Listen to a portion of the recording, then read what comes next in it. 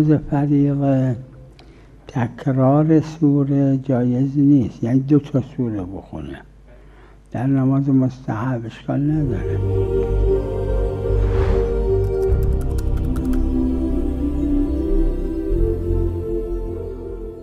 همین جماعتی گفتن اشکال نداره. بله ببینید تو جواهر و اینا داره.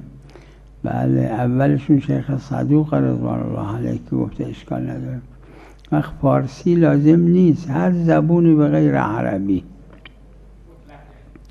هر زبونی به غیر عربی در قنوت در دعا اشکال نداره.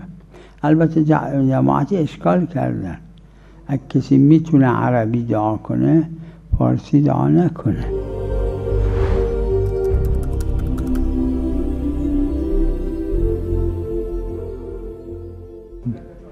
اشکال نداره.